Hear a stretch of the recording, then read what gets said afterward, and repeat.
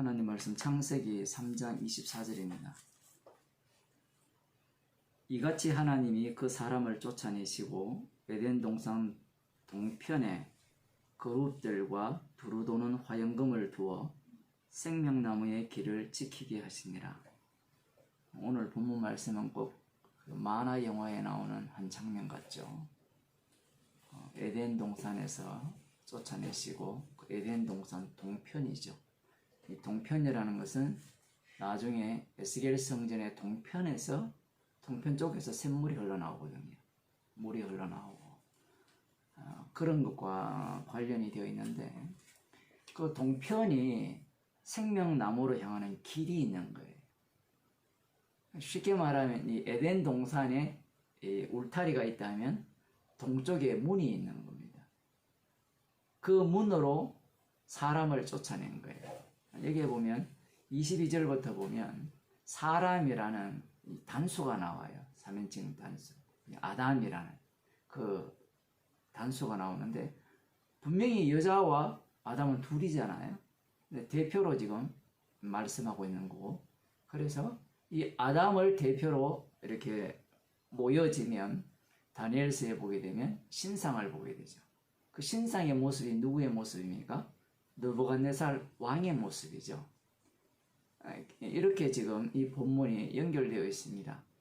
그러면 여기에서 이 동편에 문이 있는데 동편으로 쫓아내시고 이쪽에 생명나무로 향하는 그 길이 있는데, 여기에 이 두루도는 화영금 이렇게 표현되어 있거든요. 이게 무슨 얘기인가 하면 막 돌아가는, 여기 보세요.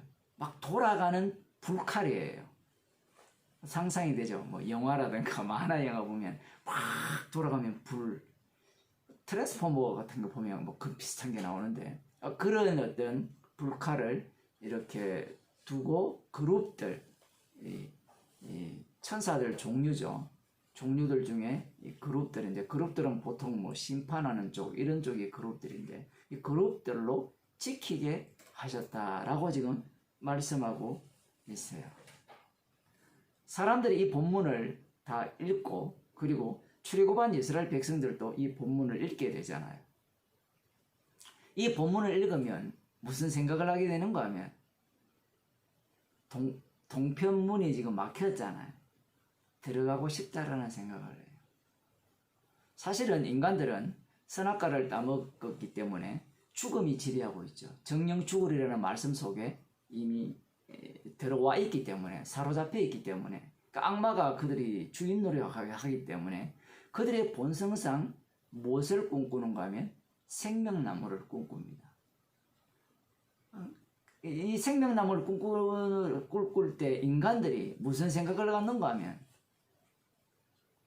생명나무가 있는 곳에 들어가고 싶다라고 해요. 그 생명나무가 있는 곳이 어딘가 하면 사람들이 흔히 말하는 천국이에요. 예수를 믿든 절간에 다니든 뭐 어떤 사람이고 간에 죽어서 좋은 데 가고 싶다라는 게 모든 사람들의 사고방식을 지금 이 성경을 통해서 말씀하고 있는 거예요. 사실은 이게 그 에덴 동편에 인간들을 쫓아내시고 생명나무를 향하는 길을 그룹들과 두루도는 화영검으로 이렇게 막아 놓으셨다라는 자체는 인간의 욕망을 자극하죠.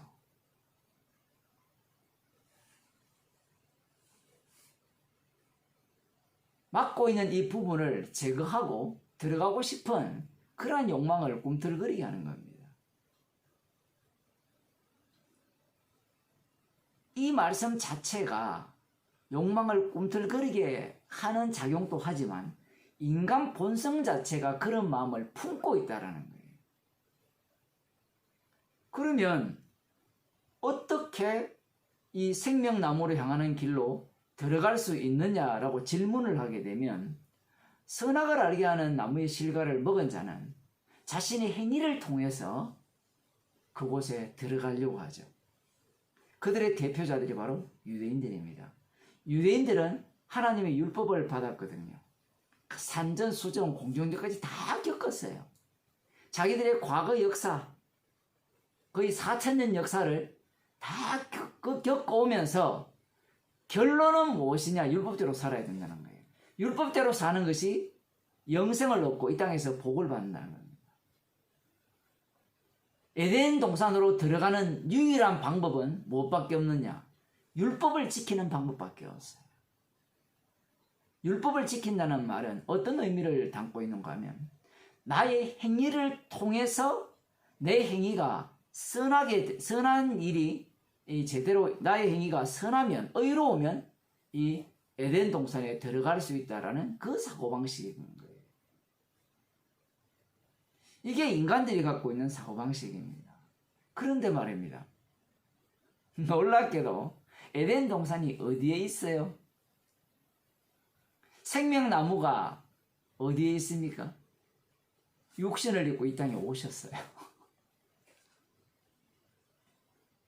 이 충격적이거든요. 인간들은 상상하거든요. 생명나무가 있는 에덴 동산이 어디에 있을까라고 생각했는데 그 생명나무가 이 땅을 방문하고 방문한 그분에 의해서 에덴 동산, 곧 달리 말하면 하나님 나라가 만들어져 버렸어요.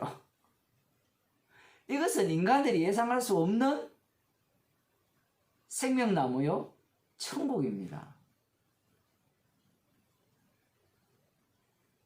그게 무슨 천국입니까? 라고 물으면 우리들은 항상 천국을 어떻게 생각해요?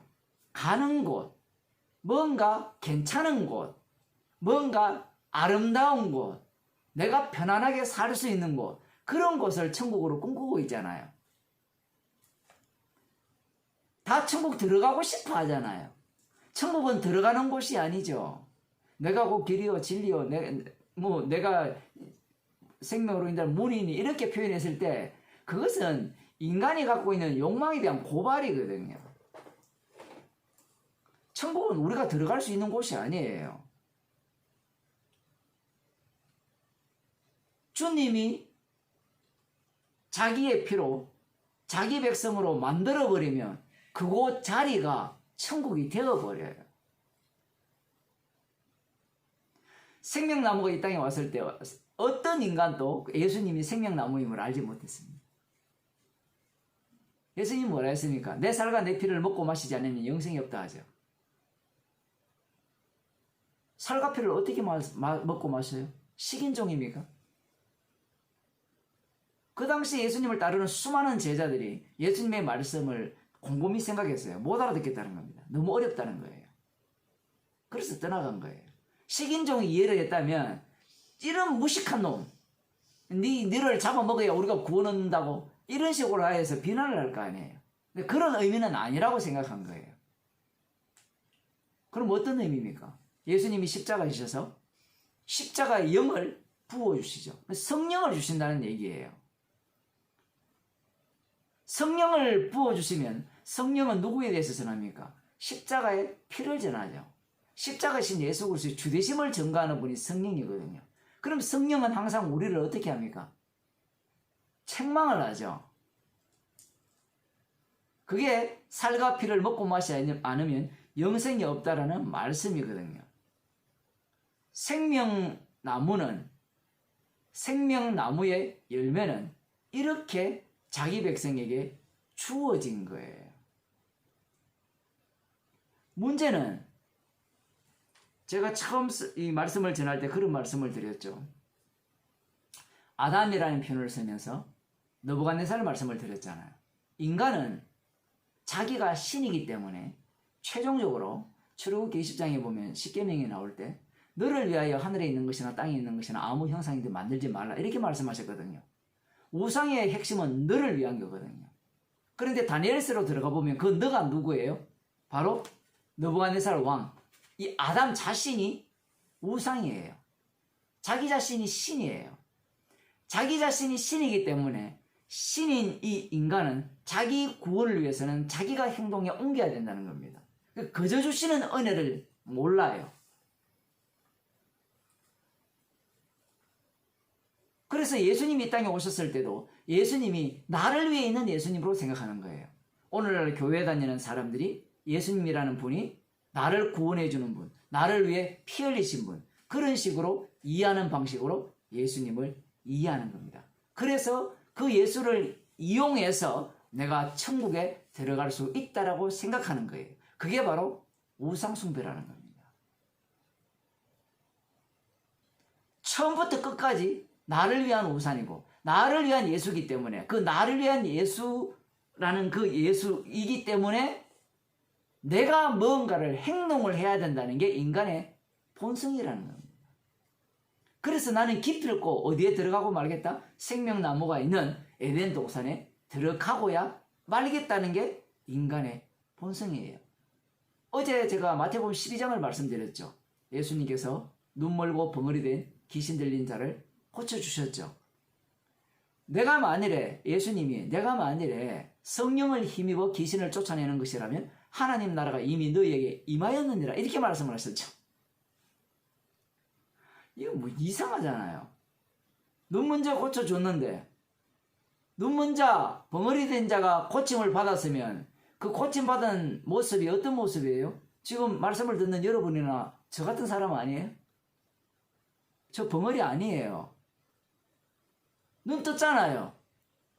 그게 하나님 나라에 임한 겁니까?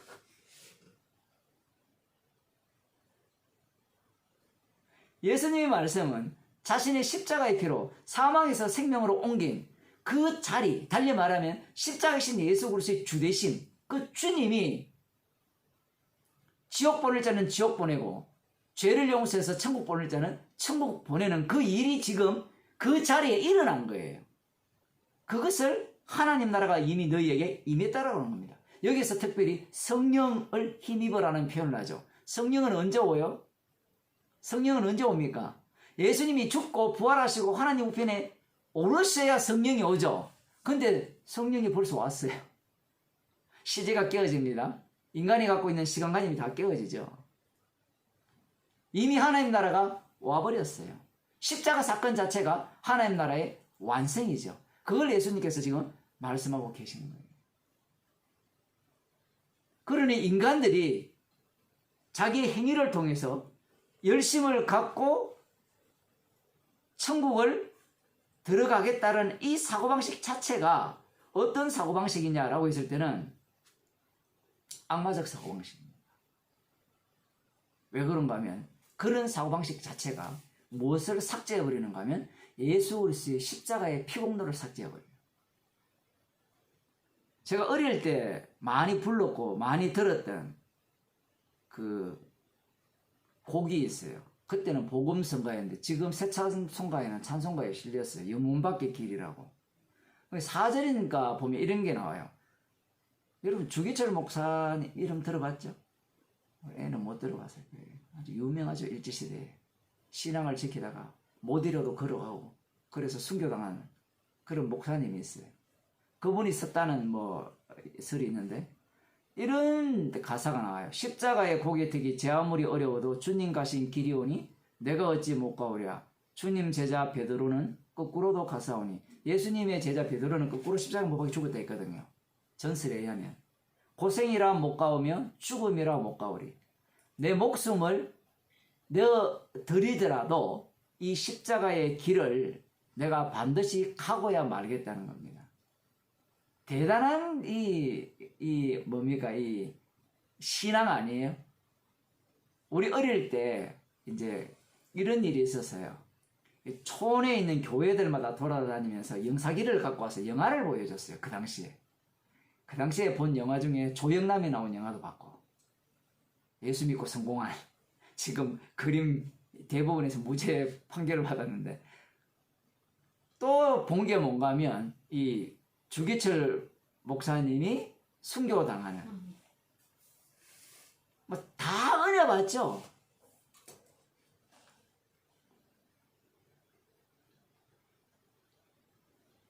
그런데 문제가 바로 무엇이냐라고 하면 이런 식으로 자기의 결심과 헌신, 자기 목숨을 내어놓는 결단, 이것을 내어놓는다면 십자가가 날아가 버려요. 아니 목사님, 서대반 제사님도 목숨을 아끼지 않았고 사도 바울도 주를 위하여 목숨을 아끼지 않는다고 했지 않습니까? 그거와 주기철 목사가 뭐가 다릅니까? 라고 물으신다면 자랑하는 게 달라요. 스데반 집사와 사도 바울은 십자가를 자랑했어요. 지금 방금 가사 읽어봤잖아요. 뭘 자랑하는 거예요? 내가 주를 위해 죽겠다는 겁니다. 주님의 십자가에 고개 들기 아무리 어려워도 주님 가신 길이니까 내가 어찌 뭘 까겠느냐 이거죠. 따라가겠다는 거예요. 지가 먼저 따라가요. 이걸 분간을 할 수 있어야 돼요. 따라가서 어디 가겠다는 거예요? 생명나무가 있는 곳에 들어가겠다는 겁니다. 뭘 통하여? 자기 행위를 통하여. 악마가 노린 게 이거죠. 너의 열심과 너의 희생을 십자가 자리에 집어넣어라. 사람들은 오늘 본문을 보면서 두루두른 화영검으로 그룹들로 지키기 위한 생명나무의 길을 뚫고 들어가려고 하는 겁니다. 그 방식은, 유일한 방식은 십자가를 대체하여서 나의 행위를 집어넣는 거예요. 그 행위가 무엇인가 하면 십자가를 믿습니다. 예수님의 의를 온전히 의지합니다. 의는 믿음으로 산다 했으니까 저는 십자가의 피 공로로만 구원하는 줄 믿습니다. 이게 바로 악마의 노림수에 놀아나는 겁니다. 기도하겠습니다. 하나님 아버지, 우리가 꿈꾸는 천국은, 우리가 소망하는 천국은 악마가 조작한 천국이요, 악마가 조작한 생명나무임을 저희들에게 깨닫게 하심을 감사드립니다. 주님이 친히 십자가로 다 이루셔서 성령을 보내주셔서 생명나무의 실과를 마음껏 우리 속에서 열리게 하시고 솟아나게 하셔서 십자가의 피만을 자랑하게 하심을 감사드립니다. 예수님 이름으로 기도드리옵나이다.